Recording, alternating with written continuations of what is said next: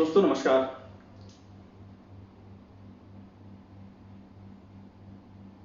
उम्मीद है आप सब लोग भी कुशल मंगल होंगे। देश एक संक्रामक काल से गुजर रहा है। देश के सभी जिम्मेदार लोग मिलकर एक साथ इसकी लड़ाई लड़ रहे हैं। सबको धन्यवाद। दोस्तों,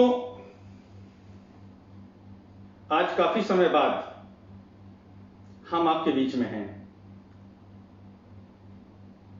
मुद्दे तो बहुत रहते हैं, ये देशी मुद्दों का है हमारे देश की आधारशिला भी मुद्दों पर ही रखी गई है। पर कई ऐसे मुद्दे हैं जो इस देश के भविष्य को प्रभावित करते हैं। वर्तमान तो सिर्फ नियंत्रण हम कर सकते हैं ना, और जो भी हम काम करते हैं भविष्य के लिए करते हैं। दोस्तों, जैसा कि आज का विषय है सामाजिक व्यवस्था वर्सेस राजनीतिक व्यवस्था। दोस्तों, राजनीतिक व्यवस्था पे बोलने से पहले मैं आपको बता दूं कि मैं किसी भी राजनीतिक दल संगठन का विरोध नहीं करता हूं। हर व्यक्ति, हर दल और संगठन की अपनी नीतियां होती हैं। उन नीतियों की आधारशिला पे इसका गठन किया जाता है। और मेरे आज इस वक्तव्य को किसी भी राजनीतिक दल से जोड़ के आप लोग नहीं देखेंगे, मुझे इस बात की पूरी उम्मीद भी है।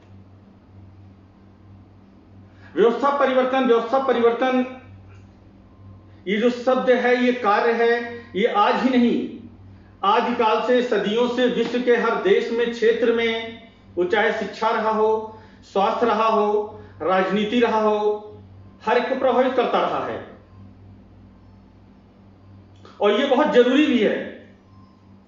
अगर विकास का एक क्रम रुक जाएगा तो आप भी बहुत पीछे चले जाएंगे। इसलिए परिवर्तन होना बहुत ही जरूरी है। अभी जैसा कि देश में कुछ दिनों से दिखाई पड़ रहा है, देश में लॉकडाउन लग गया, बहुत से युवाओं के रोजगार चले गए, व्यापार लोगों के बंद हो गए, हमारे युवा साथियों के। जब ये साथी लौट के अपने गांव घर में आए तो इन्होंने अपने गांव घर की जो व्यवस्थाएं देखी, वो शिक्षा की रही हो, स्वास्थ्य की रही हो, उससे कदापि संतुष्ट नहीं थे। अभी स्थानीय स्तर के जो चुनाव हुए हैं, उत्तर प्रदेश इस देश का सबसे बड़ा राज्य है, आप भी जानते हैं। यहां की जो जनसंख्या है वो सबसे बड़ी है, और जो यहां का युवा है वो बहुत ही जिज्ञासु भी है। जब उन्होंने इस व्यवस्था को देखा तो व्यवस्था परिवर्तन की उन्होंने सोच ली।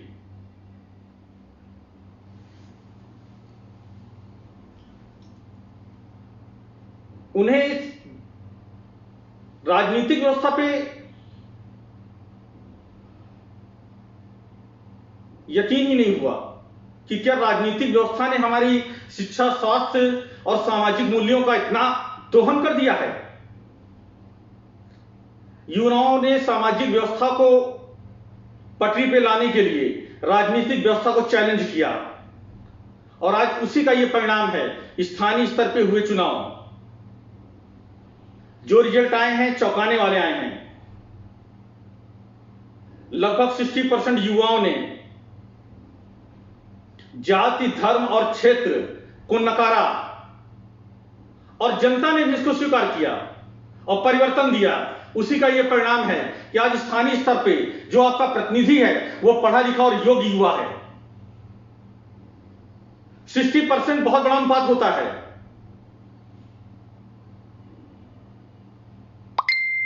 देश का युवा अब पूर्णतः इस परिवर्तन के मूड में दिख रहा है कि हमें वाकई परिवर्तन चाहिए। राजनीतिक व्यवस्था को चुनौती देकर अपने अधिकार और सम्मान की लड़ाई स्वयं अपने हाथ में ले लिया है। यह परिवर्तन की प्रथम सीढ़ी होती है। परंपरागत राजनीति, परंपरागत व्यवहार और सोच यहां तो उस राजनीतिक नजरिए को सबसे ज्यादा चैलेंज किया गया है जिसमें शिक्षा, स्वास्थ्य और रोजगार प्रमुख रूप से कहीं पर भी संतुलित नहीं दिखाई पड़ा। संतुलन ये नहीं होना चाहिए ना कि एक हाथ मेरा हष्ट-पुष्ट है और दूसरा विकलांग हो। तो राजनीतिक नजरिए ने जो विकासवाद की परिभाषा दी और विकासवाद को जिस तरह से रखा, वो एक विकलांग हो सकता है, वो प्रदेश एक विकलांग हो सकता है, वो देश एक विकलांग की श्रेणी में आ सकता है। ऐसे कैसे स्वस्थ मानव हो सकता है या स्वस्थ देश हो सकता है कि कानपुर में ढेर सारे उद्योग धंधे हों और बगल के एक जिले में शून्यता दिखाई पड़ी उद्योग धंधे की। यह आर्थिक संतुलन तो है नहीं, शैक्षिक संतुलन भी नहीं है और सामाजिक संतुलन तो है ही नहीं। प्रदेश और देश के किसी जिले में उच्च स्तरीय चिकित्सा की व्यवस्था है और गांव में कहीं कहीं पे यह स्थिति है कि एक इंजेक्शन लगाने वाला भी कोई उपलब्ध नहीं है। तो इस सामाजिक व्यवस्था को चैलेंज किया इन युवाओं ने।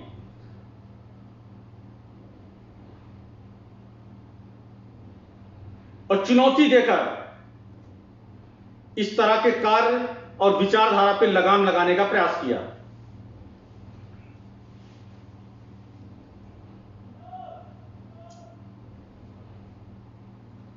जब शिक्षा व्यवसाय बन जाए, यह मैं नहीं कहता हूं, देश के ज्यादातर नागरिक इस विषय को बोलते हैं। और व्यवसाय क्यों ना हो, बिल्कुल स्पष्ट रूप से दिखता है। जिस देश की अखंडता एक रूपता की हम बात करते हैं, वहां शिक्षा के पैटर्न भी कई हैं। क्यों नहीं नियंत्रण किया सरकार ने? से कोई एक व्यक्ति दोषी नहीं है। आजादी के इतने साल बाद तक पैटर्न पे पैटर्न बनते रहे। शिक्षा का व्यवसायीकरण भी होता रहा, शिक्षा का विभेदीकरण भी होता रहा। गरीब के लिए यह शिक्षा, अमीर के लिए वो शिक्षा, और जिनके पास है नहीं तो है ही नहीं। शिक्षा पे अच्छी बात याद आई, इस संक्रमण काल में शिक्षा का तो नामो निशान उस वर्ग से मिट गया जिसके लिए देश के कई समाज सेवी संगठन शिक्षा के प्रति जागरूक करने का काम कर रहे थे, शिक्षकों का आंदोलन के रूप में चल रहे थे।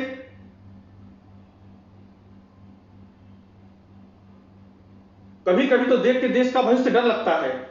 ऐसा नहीं कि मैं इस संक्रमण काल से परिचित नहीं हूं, मैं समझ रहा हूं कि देश में स्थितियां ठीक नहीं है, पर देश में कई चीजें चल भी रही हैं, तो उनके साथ साथ शिक्षा का प्रबंध भी सही ढंग से होना चाहिए। अन्यथा क्या यह देश लेबर का एक देश बनेगा?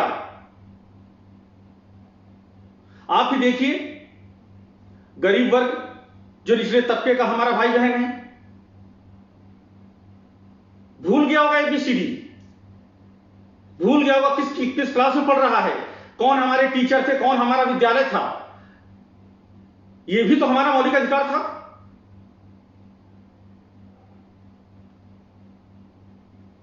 देश के हर कोने में मोबाइल टावर तो लग सकता है, पर शिक्षा का प्रबंध नहीं हो सकता है।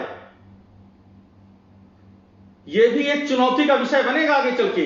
इस देश के युवाओं ने इन चीजों को, इस लॉकडाउन ने ना बहुत चीजें परिवर्तित की हैं, देश में सोचने पे मजबूर कर दिया है देश के युवाओं को, देश के लोगों को। देश के गली गली में मोबाइल टावर लग सकता है, पर देश के गली गली में शिक्षा का प्रबंध नहीं हो सकता है। मोबाइल से देश में गाने सुनाए जा सकते हैं, क्या शिक्षा की क्लास फ्री में नहीं चलाई जा सकती थी? यह भी एक विषय आएगा आपके सामने, इस देश के जिम्मेदार लोगों के सामने। और यह कदापि ना समझे कि मैं किसी व्यक्ति, दल और विशेष व्यक्ति को मैं कह रहा हूं।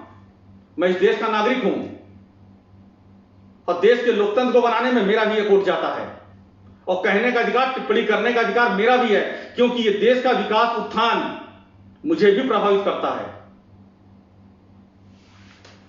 दोस्तों, भी कई तरह के दोस्तों के हमारे पास प्रश्न आ भी रहे हैं, बराबर कई लोग कई तरह की जिज्ञासाएं डालते भी रहते हैं।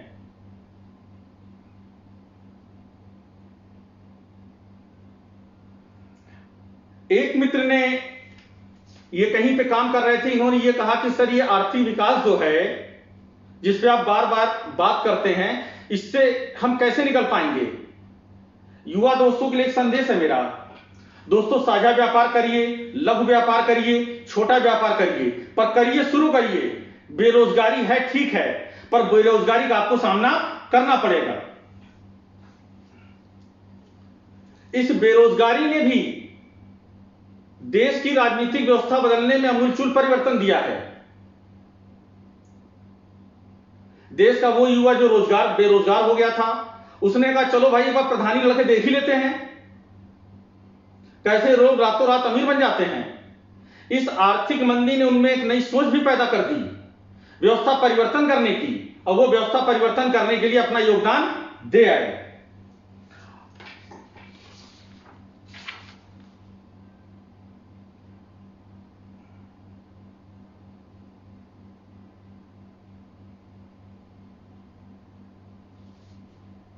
एक मित्र ने सामाजिक परिवर्तन की बात की। दोस्तों, सामाजिक परिवर्तन को मैं काफी दिनों से देख रहा हूं, समझ रहा हूं और कोशिश भी कर रहा हूं। सामाजिक परिवर्तन की मूलभूत भावना थी हमारी शिक्षा, स्वास्थ्य। शिक्षा के लिए दीपदान आंदोलन पिछले कई वर्षों से मैंने चलाया। देश और विदेश के बहुत से जिम्मेदार लोगों ने मेरा साथ भी दिया। दीपदान आंदोलन ने अपना प्रभाव दिखाया भी। कई सामाजिक तबके में, कई सामाजिक वर्ग और क्षेत्र में दीपदान आंदोलन ने अपनी जगह बनाई और वहां पे सामाजिक शैक्षिक उत्थान होना भी शुरू हो गया था। पर इधर संक्रमण काल में दीपदान आंदोलन घर से न निकल पाने के कारण काफी अव्यवस्थित हो गया है। जो मित्र मुझे आज सुन रहे हैं, देख रहे हैं और जिम्मेदार हैं समाज के, दीपदान आंदोलन अपने घर के अगल बगल जाइए ना, ऑनलाइन आजकल पेन पेंसिल भी मिल जाती है, उसको मंगा लीजिए। वो गरीब बच्चे जो ABCD भूल चुके होंगे या जिनके हाथों से किताबें हमेशा के लिए जा चुकी होंगी पिछले 1-1.5 साल से, जाइए उन बच्चों को पुनः ये अस्त्र शस्त्र दीजिए और दीपदान करिए। वरना आपका ये समाज है, ये 1 साल 2 साल नहीं पिछड़ेगा, 50 साल 100 साल पीछे चला जाएगा और ये कभी भी सामाजिक व्यवस्था की पटरी पे नहीं आ पाएगा। इस मुद्दे को गंभीरता से लीजिए और प्रबल प्रयास दोस्तों करिए। अभी राजनीतिक व्यवस्था की हम बात कर रहे थे, आज का विषय राजनीतिक व्यवस्था भी है। राजनीतिक व्यवस्था, लोकतंत्र की जो परिभाषा पिछले 20-25 साल से गठित की लोगों ने मानसिक रूप से बना रखा है, वो परिभाषा लोकतंत्र की नहीं है। यहां पे लोकतंत्र के नाम पे देश में गैंग बने हुए हैं, जाति आधारित गैंग बने हैं, क्षेत्र आधारित गैंग बने हैं। इस गैंगवार से इस देश को निकलना होगा। इस गैंगवार का दूषित प्रभाव विकासवाद पे क्या पड़ा? अगर इस गैंग का आदमी सत्ता पे आता है तो अपने क्षेत्र, अपने जाति, अपने धर्म के लोगों का उत्थान करता है, उनका आर्थिक विकास करता है, उनका शैक्षिक विकास करता है। लोकतंत्र ये तो था नहीं ना। लोकतंत्र की जिम्मेदारी किसी एक जाति और व्यक्ति और क्षेत्र के हाथ का नियंत्रण तो नहीं था। वस्तुतः ये गलत स्थिति बनी इस देश के युवाओं की वजह से। इस देश का पढ़ा लिखा युवा लोकतंत्र के इस ड्रामे में आया ही नहीं और ये गैंग पनपते गए क्षेत्र के आधार पे, जात के आधार पे। आज ये परिणाम हुआ कि हमारे क्षेत्र, हमारे देश का जो विकास हो गया, असंतुलित हो गया।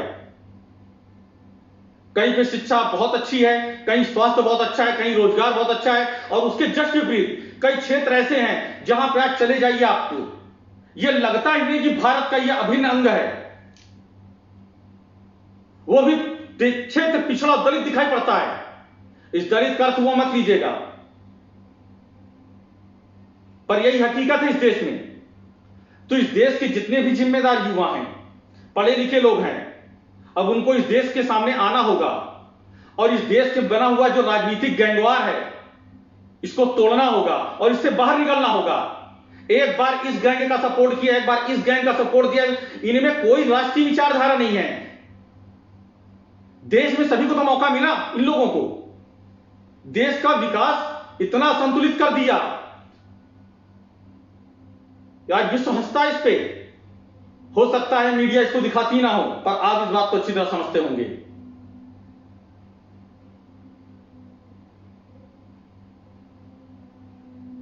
दोस्तों, इस देश का नागरिक हूं, एक जिम्मेदार नागरिक हूं। तकलीफ होती है, ये मेरा देश है। तकलीफ होती है जब इस तरह के फोन कॉल्स आते हैं, रोज मेरे पास कई फोन कॉल्स आते हैं सामाजिक कार्यकर्ता होने के नाते कि सर आप थाने पे जाता हूं तो लोग सुनते नहीं, जात के आधारित पे वो थानेदार हमको देखता है, जात के आधार पे हमारी रिपोर्ट लिखता है, जात के आधार पे विकास होता है, जात के आधार पे मकान मिलता है, जात के आधार पे खेत हड़प लिए जाते हैं। यह सिर्फ इसलिए क्योंकि आप मौन हैं। उठिए, आगे बढ़िए। अभी आपने इस स्थानीय निकाय के परिवर्तन में अपना दमखम दिखाया है। एक बार पूरी शक्ति के साथ इस गैंगवार को तोड़ दीजिए। यह लोकतंत्र ये ड्रामेबाजों के लिए नहीं बना हुआ था, ये लोकतंत्र बना था, ये देश बना था हमारे उन नीति के लिए, उन विकास के लिए। आइए उन युवाओं से मैं आह्वान करता हूं, आगे बढ़कर आइए। हम आपका समर्थन करेंगे, देश आपका समर्थन करेगा, युवा आपका समर्थन करेगा, पर खत्म करिए देश से राजनीतिक गैंगवार दोस्तों। नहीं तो राजनीतिक व्यवस्था कभी भी आपकी व्यवस्था पटरी पे आने नहीं देगी। आजादी के इतने साल बाद आज ये छोटे छोटे जो गैंग बने हैं, बड़े बड़े जो भी गैंग बने, किसी को आप राष्ट्रीय क्षेत्रीय स्तर कहते हो मुझे नहीं पता है, पर इतना मुझे पता है कि इन सभी का विकासवाद का नजरिया दूषित है। नहीं तो क्या देश का विकास ऐसा होना चाहिए? ये प्रश्न आपके लिए मैं छोड़ जा रहा हूं दोस्तों, और उन सभी युवाओं के लिए जो पढ़े लिखे युवा थे,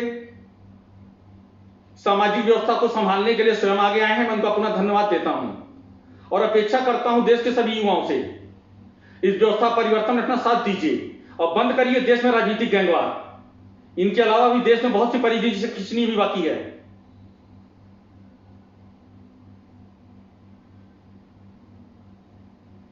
पुनः अनुरोध करता हूं, जो भी हमारे सहयोगी हैं और जहां पर भी हैं, दीपदान आंदोलन के लिए सहयोग करें। जो व्यक्ति नौकरी पेशा है, व्यापार से जुड़े, जिनकी आमदनी चल रही है, वो एक पेन और पेंसिल और किताब अपने क्षेत्र में जाइए, समाज के अंतिम पंक्ति में जो भी बैठा हो, जरूरी नहीं आपकी जात का ही हो, अगर लगता है वो हमारे समाज का वो अभिन्न अंग है, वो जो गरीब तबका अभिनव है, उसको एक पेन पेंसिल दीजिए, उन्हें पुनर्जीवित करिए। जिस देश में शिक्षा नहीं होती है, जिस समाज में शिक्षा नहीं होती है, वो मृतक के समान होता है, वो वर्ग मृतक के समान होता है। तो देश को मारिए नहीं, आने वाले भविष्य को लेबर बनाइए नहीं। दीपदान आंदोलन में बढ़ चढ़कर भाग लीजिए, जरूरत पड़े हमें मैसेज भी दीजिए, हम आपकी वो व्यवस्था कराएंगे, आपकी वो चीजें उन गरीब तबकों तक पहुंचेगी जरूर, और दीपदान आंदोलन को सफल बनाइए। अभी बीच में कई राजनीतिक लोगों ने दीपदान आंदोलन को गलत नाम से फिर पुकारा। कोई कह रहा शिक्षा का दिया जलाइए। अरे भाई, जब एक आंदोलन चल रहा है, एक आंदोलन अपने कई परिवर्तन दे चुका, काम कर रहा है, पर राजनीति का भूत सवार होता है, सही सही रास्ते चलते ही नहीं है। कोई उसको अलग नाम से बुला रहा है, कोई अलग नाम से बुला रहा है। कमाल है भाई, क्या देश को बर्बाद करने के बाद ही आप लोग मानोगे क्या? खैर, इस देश के युवाओं से मुझे बड़ी उम्मीदें हैं, अपने दोस्तों से बड़ी उम्मीदें हैं, और मुझे पूर्ण विश्वास है आप हमारा सहयोग करेंगे, इस देश का सहयोग करेंगे और दीपदान भी करेंगे।